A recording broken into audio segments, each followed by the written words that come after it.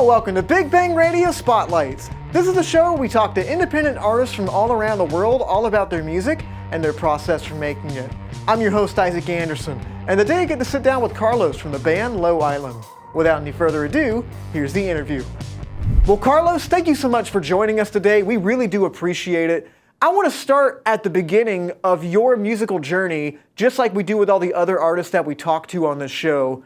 So the first question right out of the gate, what is your earliest musical memory? When I was 3 and wandering around the house, my dad would play a lot of Latin American music. So he'd play, because he's Colombian, I'm half Colombian. So he'd play a lot of Buena Vista Social Club and a lot of Colombian music, a lot of salsa.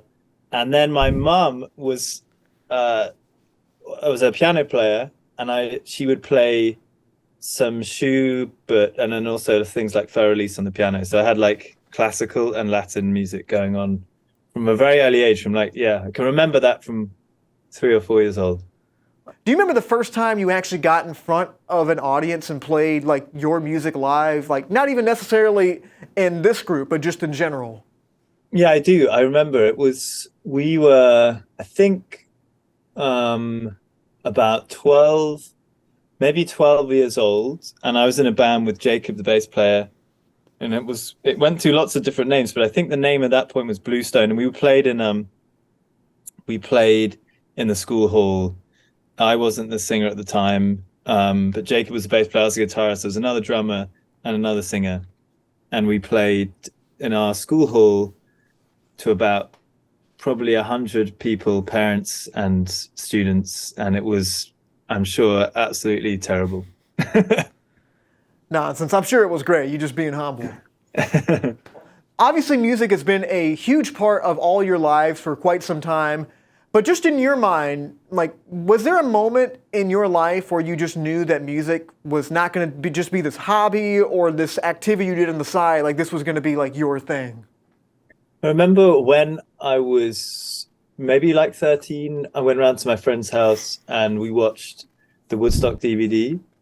And I remember, I think it's Richie Havens who opens the show, and he plays Freedom on the guitar, and it's amazing. And I remember thinking at that point that, I wanted to be in a band and I wanted to be a musician. And I think collectively, interestingly, as a 4-piece, that feeling of wanting to play together and be in a band together, that has actually crystallized only really in the last 5 years.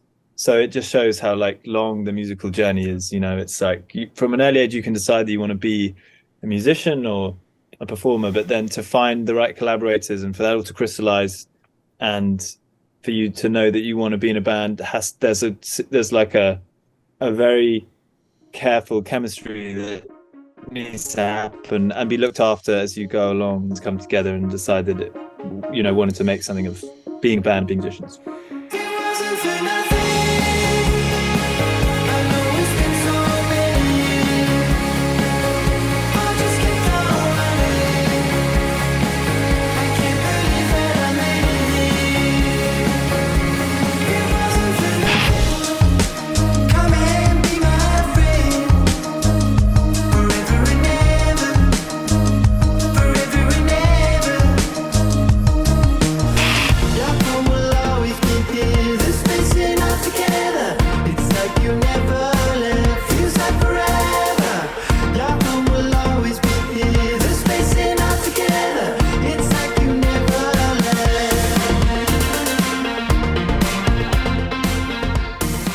When I first heard your music, there was such an awesome blend of these electronic elements and these indie ballad elements that really just hit you like a ton of bricks, and it was just something about it that felt really euphoric, really energetic. I absolutely loved it. And I'm just curious, when you guys write your music, do you typically bring songs to each other? I know you're the lead guy. Do you tend to bring things to the band, they kind of flesh it out? Do you write in tandem with everybody else? I don't know. How does that work for you? For the last record, is a bit of a mixture. So there's a lot of the songs were just maybe very simple arrangements, sketches, so that I had made with voice, piano, guitar, and maybe just a drum loop or something. And then I come to the band and we'd build that up together with everyone filling in the parts and, coloring in the sketch. But then in other instances, Jamie has often come up with loops and vocals, and then we start from that as a blueprint, and then work that up together. We've also had Felix, the drummer, for example, on the last record, Goodbye Bluefin. He had this really beautiful guitar loop thing made out of Hofner replica guitar, and I stuck some drums under that and put a vocal over it. So there's no firm method for the songwriting, but the most important thing that we always start with is like a feeling that we can all get behind, a mood, a tempo, and then, you know, lyrics, chords, and the song starts to fall into place and things start to happen. But it's not necessarily really like a strict process, as I would say.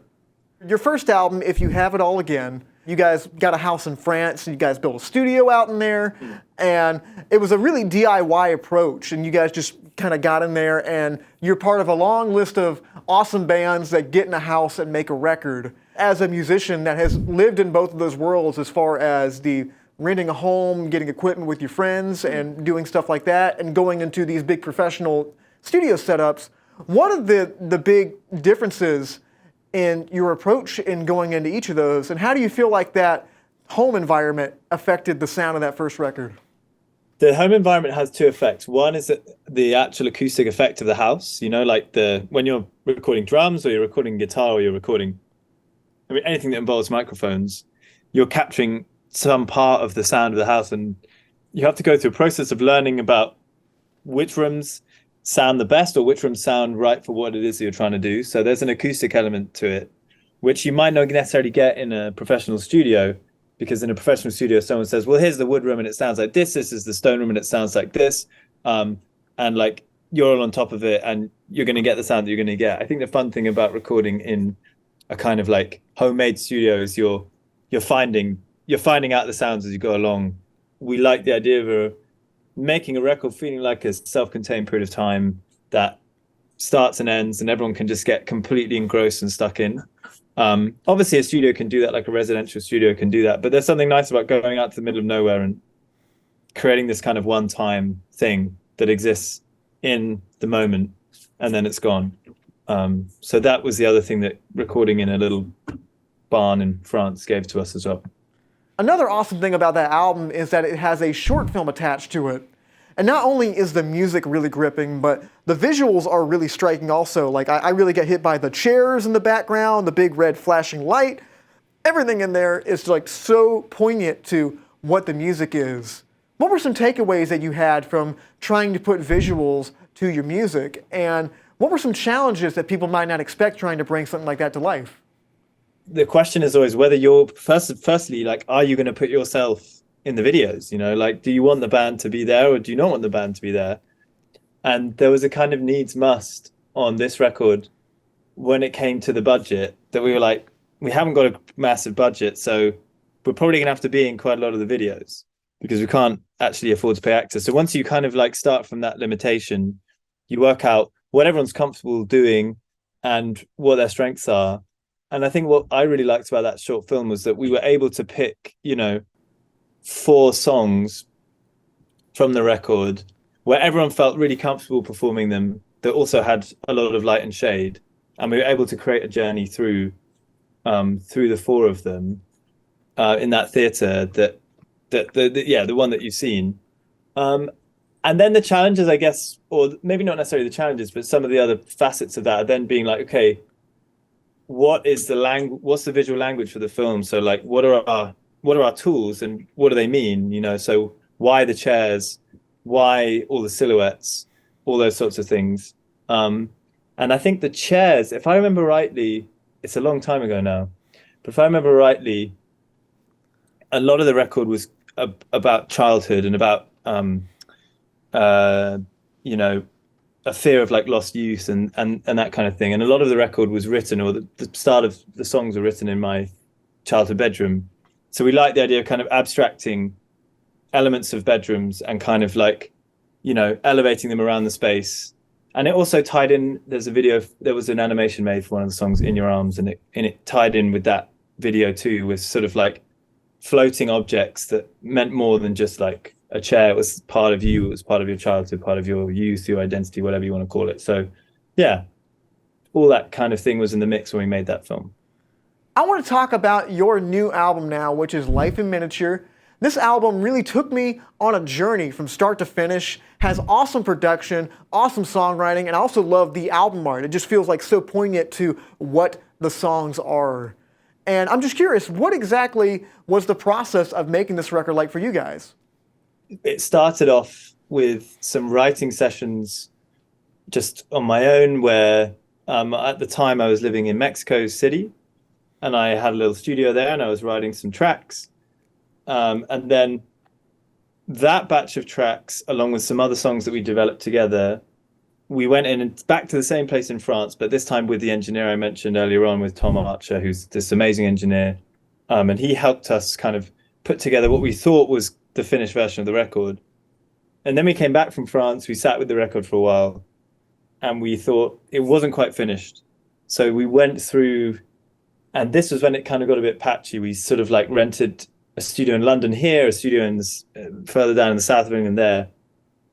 Did quite a lot of stuff here where I am in our Oxford studio just to finish everything up. And that was quite difficult actually, because you didn't have that thing where you were just in the record all the time. You know, it was quite disparate. And I think getting the whole record finished and over the line like that can be quite challenging. But I think what happens is, you know, you move forward, and particularly at this stage in our career where it's really important that we're still playing live, but we're also putting out music, and you can't necessarily have this thing where you go, okay, we're just going to spend 1 year, 6 months, whatever it is, in a studio making a record. You have to kind of do it around other things. So finishing the record was difficult, but we got there in the end. Heard that. Well, the record is out now for people to listen to on all the streaming platforms, available on your website if people want to get a physical copy. And if people want to keep up with what you guys are doing in Low Island, how can they find you online? The best place for that is Instagram. I think we're most active there. And then to actually listen to this music, which is the most important thing. Any of the places that you find your music, any streaming platform, YouTube, wherever, we're all over that. Awesome. Well, Carlos, it's been a pleasure talking to you. But before you go, I have one more question. Now, I don't know if you've ever seen a Big Bang Radio spotlight before, but I'm a musician, but I also love film. And I believe those two worlds aren't too far away from each other. No. And just judging from what you guys have done in the past with your videos and the short film, I feel like you guys have a soft spot for it too. So, what is your favorite movie? I'm going to say, I can't remember who directed it, Network. The reason I think about it right now is we're living in quite crazy, exasperated times. And I often think how that speech feels the most relevant, certainly in my lifetime, as it has ever been. So yeah, that's my favorite film. I'm going to say that one, Network. Thanks to Carlos for sitting down with us and talking all about Low Island's music. If you want to see more interviews just like this, you can find us online at Studio 67 NCC. Thank you all for watching. I'm Isaac Anderson, and until next time, stay lovely.